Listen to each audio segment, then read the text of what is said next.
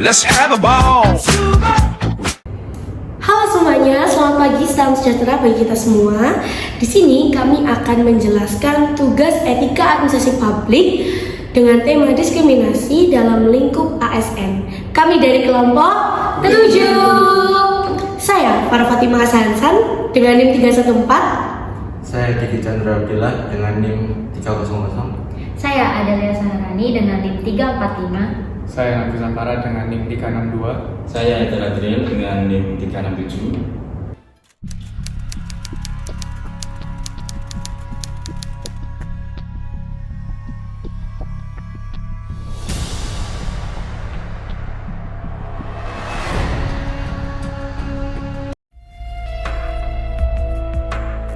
Walaupun saya pengguna wheelchair, ini tidak menghambat saya, tidak mengurangi kinerja saya sebagai seorang dokter gigi fungsional di Puskesmas Tangerang.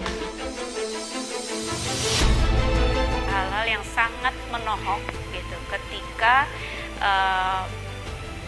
pihak pemerintah sangat tidak memahami atau masih masih terkunci dengan stigma bahwa orang dengan disabilitas itu disamakan dengan orang yang sakit.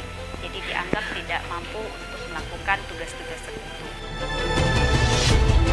Kita sayangkanlah, kita sesali pola-pola diskriminasi itu tidak boleh ada lagi lah kasus-kasus ini, dan ini juga jangan digeneralisasikan, dia hanya kasuistis. Dokter gigi Romi Shofpa Ismail di Solok Selatan, Sumatera Barat mengalami gagal menjadi aparatur sipil negara.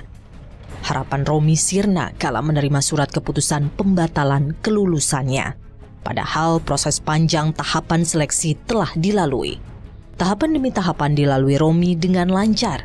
Meski memiliki keterbatasan fisik, kemampuan Romi unggul dibandingkan peserta lain. Mulai dari seleksi kompetisi dasar hingga seleksi kompetisi bidang, skor tertinggi hasil tes diperoleh Romi.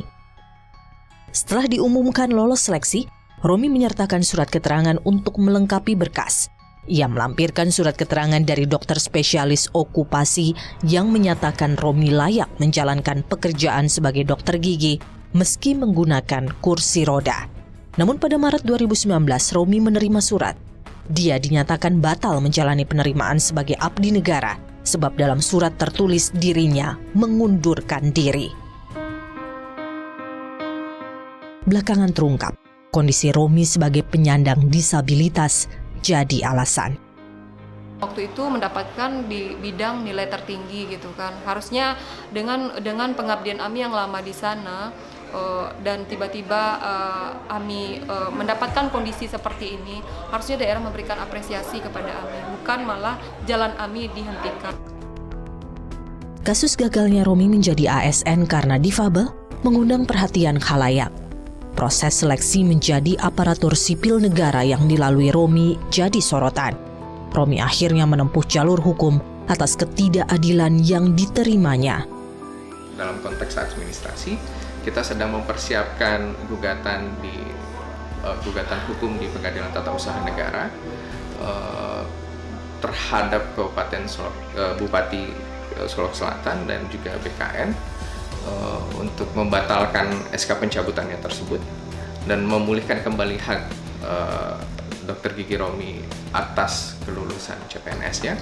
Dan selain itu juga kita sedang mempertimbangkan untuk menempuh proses hukum pidana karena ini adalah kesalahan berpikir yang fatal dan ketakutannya ini akan berulang.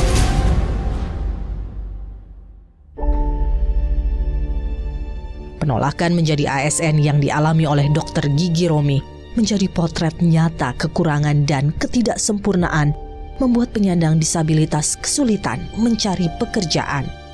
Kisah Romi makin menjadi ironis karena penolakan justru terjadi dalam penerimaan yang dilakukan oleh negara. Etika administrasi publik merupakan seperangkat prinsip, nilai, dan standar perilaku yang harus dipegang oleh aparatur sipil negara atau ASN dalam menjalankan tugas dan fungsinya di sektor publik.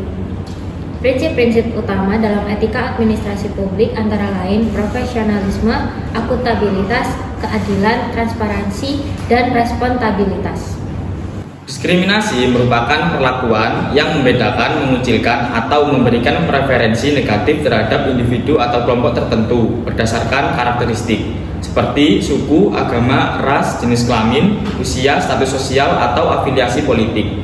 Diskriminasi dapat terjadi dalam berbagai aspek kehidupan, termasuk dalam pemberian layanan publik oleh ASN. Lalu, keterikatan etika administrasi publik dan diskriminasi kira-kira apa sih? Etika administrasi publik dan diskriminasi memiliki keterikatan yang sangat erat. Salah satu prinsip utama dalam etika administrasi publik adalah keadilan, yaitu memberikan perlakuan yang sama dan tidak diskriminatif kepada seluruh masyarakat.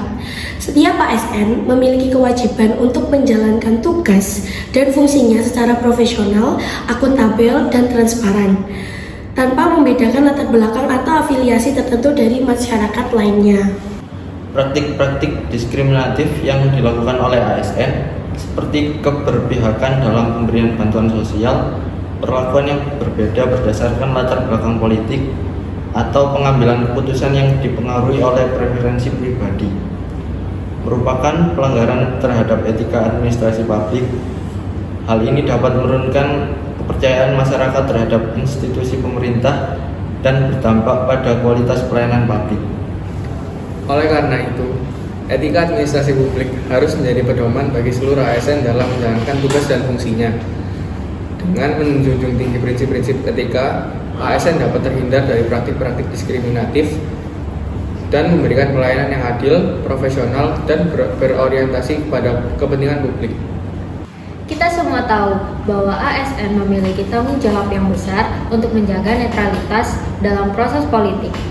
Sayangnya, berdasarkan data yang dirilis oleh Komisi Aparatur Sipil Negara atau KASN, selama pemilu 2024 terdapat 417 laporan dugaan pelanggaran netralitas ASN. Dari jumlah tersebut, 197 ASN terbukti melanggar dan mendapatkan rekomendasi sanksi. Hal ini mencerminkan adanya praktik-praktik diskriminatif yang dilakukan oleh sebagian ASN.